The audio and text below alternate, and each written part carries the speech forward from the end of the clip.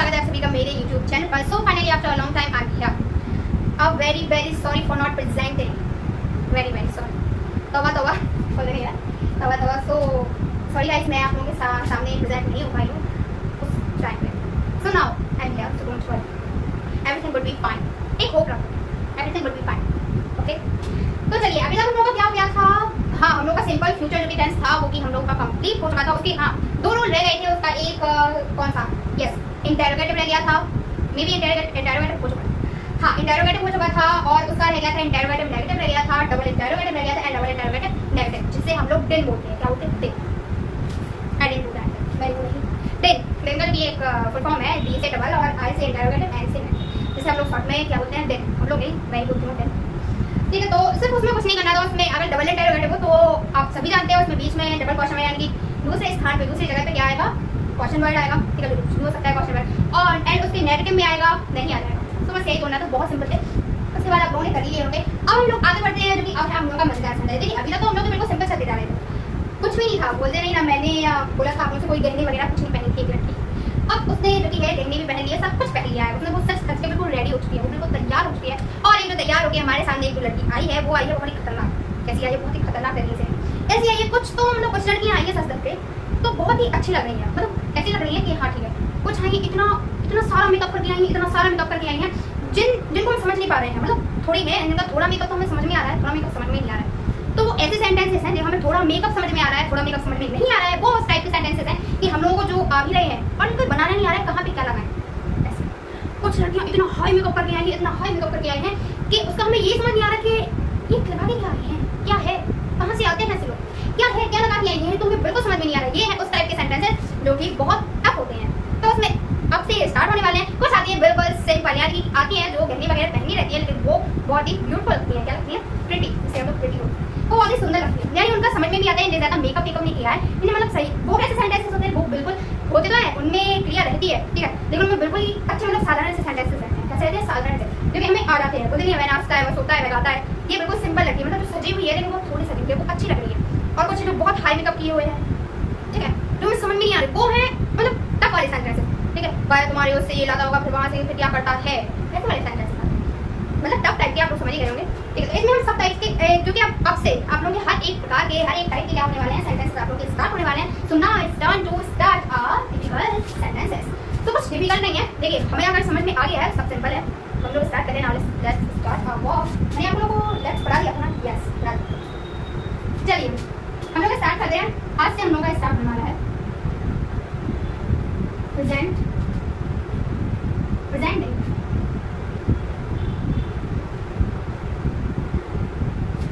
Indefinite.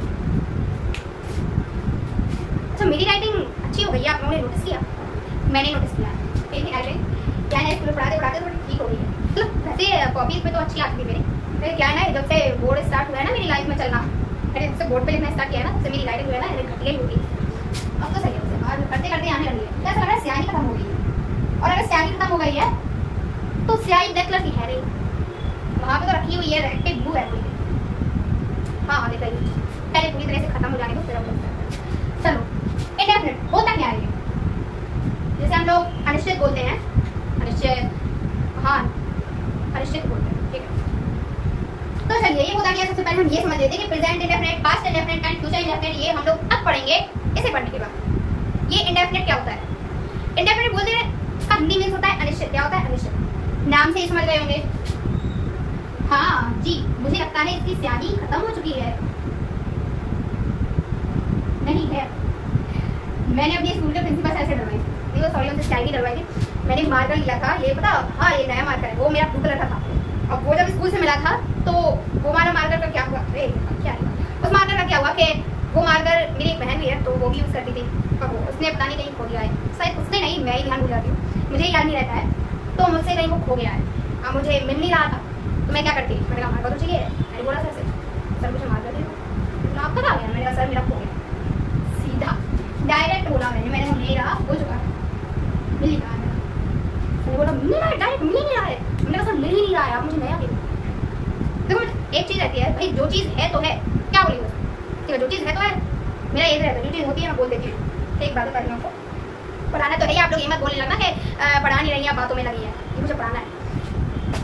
चलो ठीक है। हाँ, तो मैं कुछ बताने वाली थी, क्या बताने वाली थी? हाँ, मैं ये बताने वाली थी कि मैं ऊपर से आई, कल की बात है स्कूल की, मैं आई ऊपर से तो मुझे आ रही थी वहाँ पर नींद, और मुझे नींद आ रही थी, तो मैंने कहा तो नीचे ऑफिस में तो आ गई, मैंने कहा मैम मुझे वहाँ पर नींद आ रही थी, मैं पहुँच गया जोर से, मैंने कहा नींद आ रही थी, वहाँ पर मुझे नींद आ रही थी, इसलिए मैं नीचे आ गई। मैंने बोला तुमने सोया है? तो मैम मेरी छत्ती ले भी ली, फिर जब सबका शोर मेरे कानों में आना बंद हुआ, मैंने कहा कि मेरी अचानक से आँख खुली, मैंने देखा सब लोग मेरी तरफ देख रहे हैं, ये तो गड़बड़ हो गई। तो वहाँ पर जो एक मैम थी वो लोरी भी सुना रही, चल रनिया छुप जाना रे, अरे मुझे लोरी नहीं सुनी है, मैं नीचे जाती हूँ, नीचे जो है मुझे नींद नहीं आई। अब स्कूल में सारे स्कूल में CCTV कैमरा लगे हुए हैं, तो एक क्लास में निकला उसमें हम लोग सारे स्टाफ बैठता है, तो मुझे नींद आ गई। अब मैंने कहा मैं करूँ तो करूँ क्या, मैंने कहा मैं नीचे जा रही हूँ ऑफिस में बैठी, मैंने डायरेक्ट ये बोला, मैंने कहा मैम मुझे नींद आ रही, और डायरेक्ट बोली मेरा ये रहता है मैं जो चीज़ है तो है, बस बोल दिया मैंने, मुझे आ रही नहीं आ रही, मतलब मोटिव ये है आप लोग सुनेंगे फॉर नो रीज़न, किस लिए सुना रही है, मैं इसलिए सुना रही हूँ जो चीज़ है, तो मुँह पे बोले बताए तो इधर उधर कुछ करने की जरूरत है। चलो ठीक है, तो फाइनली हम लोग अपने इस पे आते हैं। अनिश्चित यानी होता है जो टाइम निश्चित ना हो। अब आप लोग बोल रहे हो कि मैं टाइम का क्यों बोल रही हूँ, मैं टाइम का इसलिए बोल रही हूँ क्योंकि हम लोग पढ़ क्या रहे हैं भाई, क्या पढ़ रहे हैं, टाइम ही तो पढ़ रहे हैं, क्या पढ़ रहे हैं, टाइम, चाहे वो प्रेजेंट का टाइम हो, चाहे वो हमारा टाइम चला गया है, ठीक है, चाहे वो पास्ट का टाइम हो, चाहे वो हमारा आने वाला फ्यूचर का टाइम हो, क्या पढ़ रहे हैं हम लोग, टाइम तो पढ़ रहे हैं। टेंस क्या है, टाइम ही तो है, स्टार्टिंग में बताया था आपको, ठीक है। अब इसी को चाहे काल, चाहे काला, चाहे कला कला, जो भी बोलना हो आप लोग वो बोल सकते हैं, ठीक है। पढ़ रहे हैं हम लोग क्या, टाइम पढ़ रहे हैं। तो यानी कि जो टाइम, जिस सेंटेंस का टाइम क्या ना हो, निश्चित ना हो, यानी कि डेफिनेट ना हो, दैट वाज इंडेफिनिट, क्या बोलते हैं उसे, इंडेफिनिट। तो पहले इसका लिख लो कि इंडेफिनिट आखिर होता क्या है, ठीक है। जैसे मैंने बोला फॉर एन एग्जांपल, मैंने आप लोगों से बोला कि सिंपल सा ही ले लो, मैं हंसती हूँ, मैंने अपने ऊपर बोल लिया यार मैं हंसती रहती हूँ, हमें हंसना चाहिए, ठीक है। कुछ भी बिना रीजन बोलते रहती हूँ, ठीक है। जैसे मैंने अभी एक सेंटेंस बोला कि मैं हंसती हूँ, क्या बोला मैंने, मैं हंसती हूँ, तो इसमें जरूरी नहीं है कि मैं अभी हंस रही हूँ तो मैं कल भी हंसूंगी, डेफिनेट तो नहीं है। मैं अभी हंस रही हूँ, ही हंस रही हूँ ना, तो मैं कुछ देर बाद मैं रो भी सकती हूँ, मतलब डेफिनेट नहीं है कि, मतलब भाई निश्चित नहीं है कि वो हंस रही तो जिंदगी भर हंसती ही रहे, जरूरी नहीं है वो जिंदगी भर हंसती ही रहे। वह खाना खाती है, ओके आई गॉट इट कि वो अभी खाना खा रही है, ठीक है, लेकिन जरूरी नहीं है वो अभी खाना खाने के बाद वो कहीं खेलने भी जा सकती है, ठीक है, वो इसके बाद कोई और भी काम कर सकती है, तो ये डेफिनेट नहीं है ना।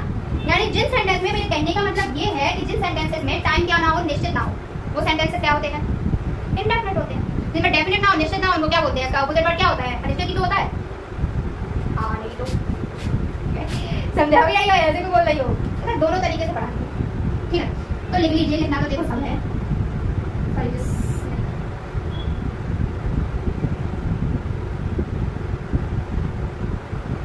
अब आप लोग बोल रहे होंगे, देखिए क्वेश्चन आता है तो मेरे में भी आता है, इसलिए सबके में आता है कि आधे वर्ड हिंदी में आधे वर्ड इंग्लिश में क्यों, उसका एक रीजन है, पूछो क्या, मैं ही पूछ लेती हूँ क्या।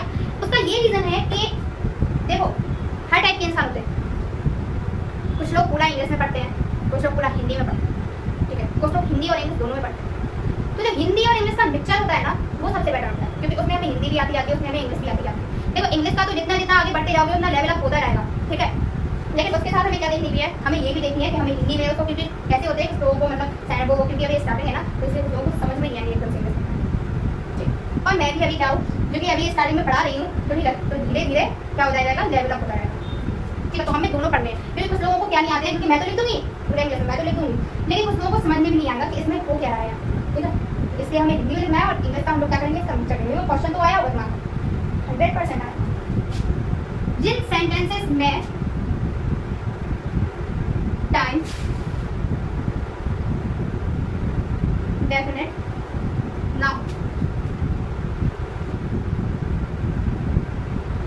उन्हें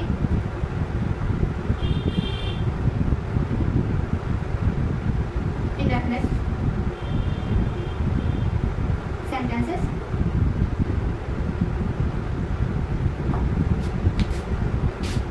ओके, समझ में आ गया।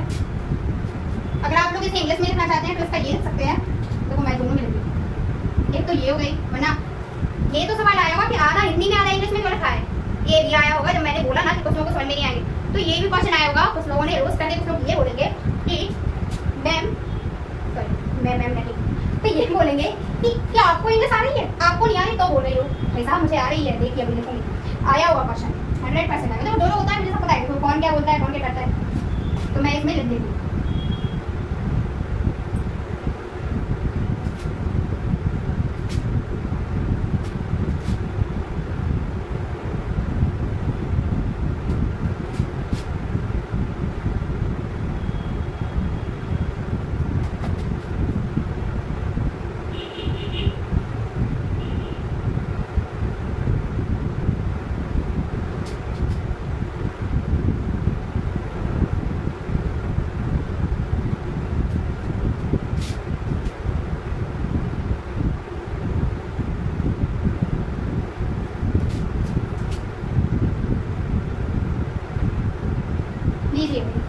हिंदी में भी लग गई और इंग्लिश में भी लग गई सॉरी देखी गई, और इसका मिक्सचर भी हो गया हिंदी प्लस इंग्लिश का।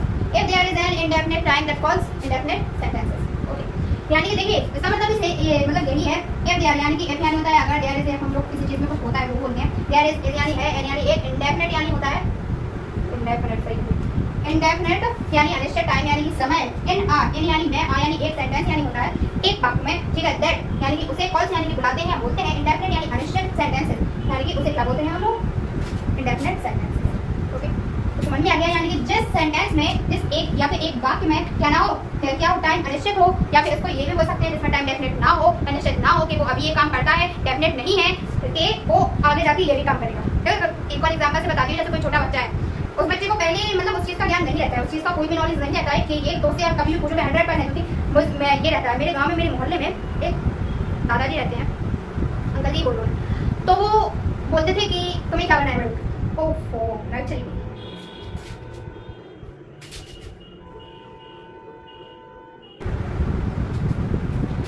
लाइट आ चुकी है। हाँ हो गया ना ये indefinite, if there is an indefinite time in a sentence, यानी एक वाक्य में अगर टाइम हमारा अनिश्चित हो या इंडेफिनिट हो, that calls indefinite sentences. Got it? अब मुझे से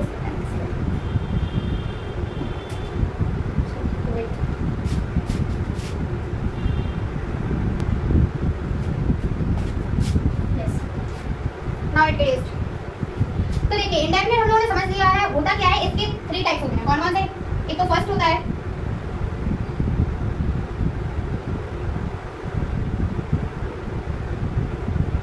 प्रेजेंट, एक होता है पास्ट, गीला था ना वो डस्टर, और एक होता है फ्यूचर।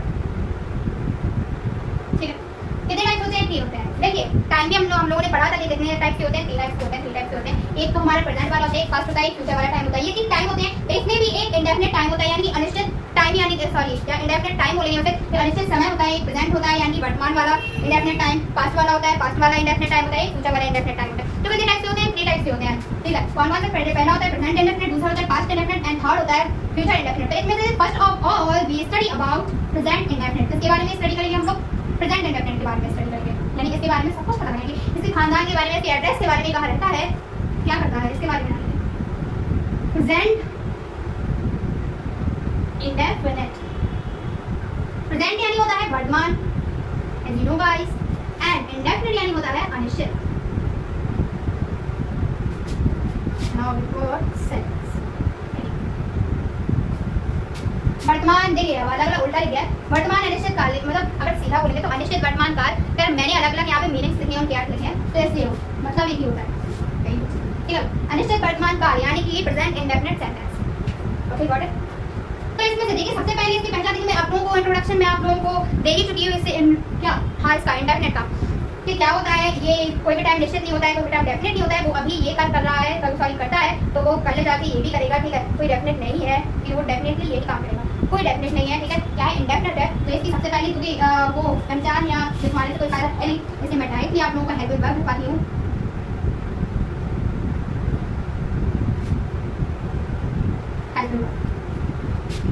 इसकी होती है डू या डच।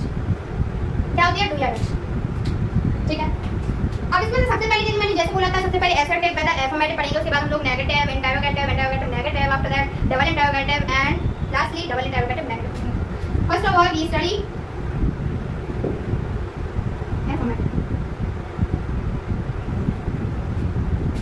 इसमें ना नाक की नथनी मीन्स ना ना मतलब नेगेटिव नहीं होता है, ठीक है।